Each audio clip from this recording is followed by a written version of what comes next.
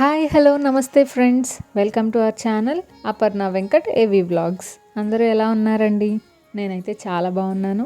మీరందరూ కూడా చాలా చాలా బాగుండాలని, సూపర్ డూపర్ హ్యాపీగా హెల్తీగా ఉండాలని కోరుకుంటున్నాను. ఇవాళ మన వీడియోలో నేను ఒక మహిమ గల వ్రతం గురించి మీకు చెప్పబోతున్నానండి. అయితే ఈ వ్రతం అనేది సంవత్సరంలో ప్రతి నెల చేసుకోవచ్చు. మనం ఏ పూజ అయినా వ్రతం అయినా సంవత్సరానికి ఒక్కసారే చేసుకోగలుగుతాం. కానీ ఇది మాత్రం మనం సంవత్సరం అంతా ఒకసారి ప్రతి నెల చేసుకోవచ్చు. ఈ వ్రతం చేయడం వల్ల ఏమవుతుందయ్యా అంటే అసలు మనకి మొండి సమస్యలు ఉంటాయి కదండి.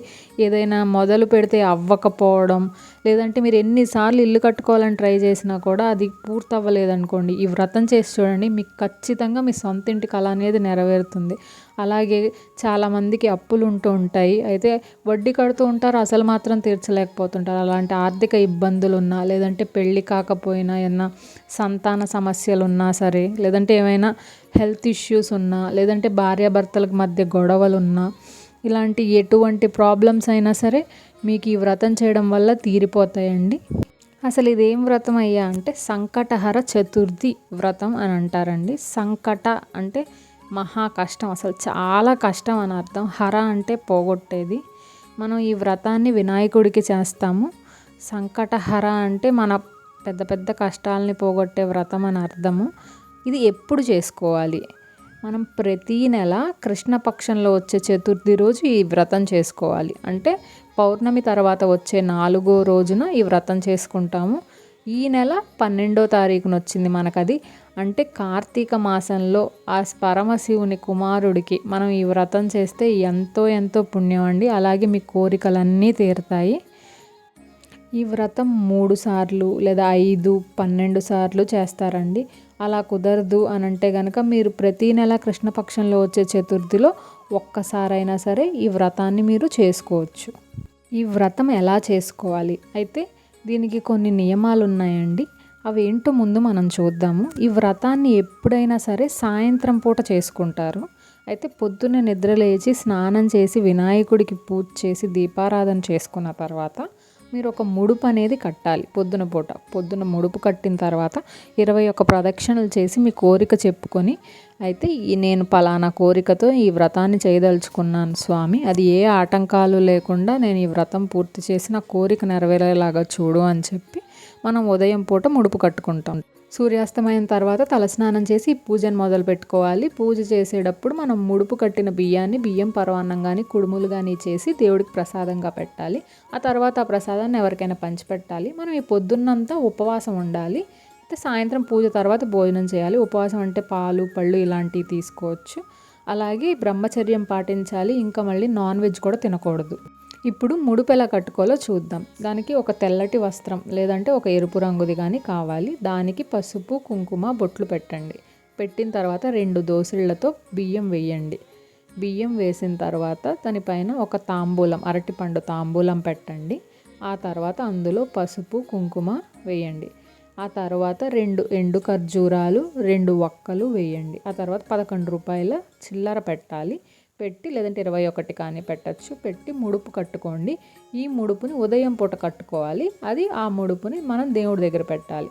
ముడుపు కట్టిన బియ్యాన్ని సాయంత్రం వ్రతానికి ముందు స్నానం చేశాక నైవేద్యం చేసుకోవాలి. ఇప్పుడు సాయంత్రం వ్రతం చేసుకునేటప్పుడు పూజ ఏ విధంగా చేసుకోవాలో చెప్తాను. ముందుగా పీటకి పసుపు రాసి బొట్లు పెట్టుకోండి కుంకుమ బియ్యపు పిండితో. ఆ తర్వాత పీట మీద ముగ్గేసుకోండి. ముగ్గేసిన తర్వాత దాని మీద మనం వినాయకుడి ఫోటోని కానీ విగ్రహం ఉంటే విగ్రహాన్ని కానీ చక్కగా పెట్టుకొని చక్కగా పువ్వులతో అలంకరించుకోండి వినాయకుడిని. ఆ తర్వాత మీరు అక్కడ ఒక పసుపు గణపతిని పెట్టుకోవాలి. పసుపు గణపతి దేనికయ్యా అంటే మనం పసుపు గణపతికి పూజ చేస్తాము. ఏ అడ్డంకులు రాకుండా మాకు చక్కగా ఈ వ్రతం పూర్తయ్యేలాగా చూడు స్వామి అని. ఆ తర్వాత మనం దీపారాధన చేసుకోవాలి. దీపారాధన కుందులకు కూడా చక్కగా పసుపు కుంకుమ బొట్లు పెట్టుకోండి. బొట్లు పెట్టుకొని అందులో 2 ఒత్తులు వేసి దీపారాధన చేసుకోండి. అయితే ఈ వ్రతానికి మామూలుగా కలశం కూడా పెట్టుకుంటారు. అంటే కలశం అనేది మ్యాండేటరీ ఏం కాదండి. ఒకవేళ మీకు కలశం ఆనవాయి లేకపోతే పంచపాత్రనే పెట్టుకుంటారు కదా, ఆ పంచపాత్రనే కలశంగా భావించి పూజ చేసుకోండి. ఇంకా దీపారాధన చేసుకున్న తర్వాత మీరు షోడశోపచార పూజ చేసుకోండి. షోడశోపచార పూజ ఎలా చేయాలి అనే దాని గురించి నేను ఒక వీడియో చేసి పెడతానండి. అలా కాదు నేను చూసి చదువుకుంటూ చేసుకోవాలి అనుకుంటే కనుక మీరు వ్రత కథ పుస్తకం దొరుకుతుంది. సంకటహర చతుర్థి వ్రత కథా పుస్తకం దొరుకుతుంది. ఏ పూజ స్టోర్లో అయినా సరే ఆ కథ పుస్తకం తెచ్చుకొని మీరు చదువుకుంటూ కూడా చేసుకోవచ్చు. అండ్ ఆ తర్వాత మీరు 21 పువ్వులతో వినాయకుడికి పూజ చేయాలండి. 21 పువ్వులు ఏవైనా పర్వాలేదు, గులాబీ పూలు, చామంతి పూలు, ఇలా ఏ పూలైనా సరే వాడి వినాయకుడికి పూజ చేయండి.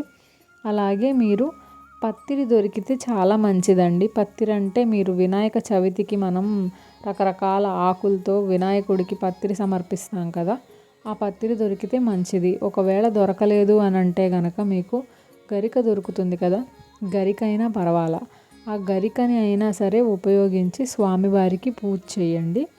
ఈ గరిక చదవటం పెట్టడం అయిపోయిన తర్వాత అష్టోత్తరం చదువుకోండి. వినాయకుడిది అష్టోత్తర శతనామావళి ఉంటుంది కదా, అష్టోత్తర శతనామావళి చదువుకోండి. ఇలా అష్టోత్తరం చదువుకోవడం అయిపోయిన తర్వాత మీరు స్వామివారికి నైవేద్యం సమర్పించండి. చెప్పినట్టుగా ముడుపులోని బియ్యాన్ని వాడి బియ్య పరమాన్నం కానీ కుడుములు కానీ చెయ్యండి. అయితే ఒకవేళ మీరు 3 సార్లు 5 సార్లు 12 సార్లు ఇలా చేసుకునే వాళ్ళైతే కనుక ఏ 3 సార్లు అయిపోయిన తర్వాత 5 సార్లు అయిపోయిన తర్వాత అప్పుడు ముడుపులో బియ్యం తీసి నైవేద్యం చేయండి. అలా కుదరదు అనుకుంటే ఎప్పటికప్పుడైనా సరే చేసి నైవేద్యం పెట్టచ్చు.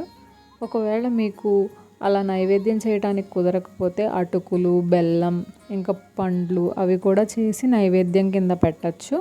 ఆ తర్వాత స్వామివారికి ధూపం వేయండి. ధూపం వేసి హారతి ఇవ్వండి. మంగళహారతి ఇచ్చిన తర్వాత మీరు వ్రత కథ చదువుకోండి. వ్రత కథ చదివేసిన తర్వాత ఇక్కడతో పూజ పూర్తయిపోలేదండి. ఇక ఆఖరి నుంచి మీరు చేయాల్సిన పని ఏంటంటే చంద్రుడికి అర్ఘ్యాలు సమర్పించాలి. అంటే మీ ఇంటి బయటకు కానీ డాబాపైకి కానీ వెళ్ళి చంద్రుడిని చూస్తూ చేతిలో బియ్యం వేసుకోండి. వేసుకొని నీళ్లు కానీ ఆవు పాలు కానీ వేసి ఇలా 3 సార్లు చూపించి ఆ నీళ్ళు అనేది కిందకి వదిలేయాలి. ఒక ప్లేట్లో వదిలేయండి. ఇలా అర్ఘ్యాలు సమర్పించాలి.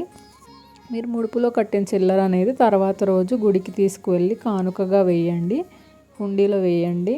అలాగే మీకు ఈ వీడియో గురించి ఎటువంటి డౌట్స్ అయినా ఉన్నా సరే నాకు కింద కమెంట్ సెక్షన్లో అడిగితే నేను వాటికి రిప్లై ఇస్తాను. అలాగే ఇలాంటి మరిన్ని వీడియోస్ కోసం నా ఛానల్ని సబ్స్క్రైబ్ చేసుకోండి. ఈ వీడియో కనుక మీకు నచ్చినట్టయితే లైక్ చేసి మీ ఫ్యామిలీ మెంబర్స్తో షేర్ చేసుకోండి.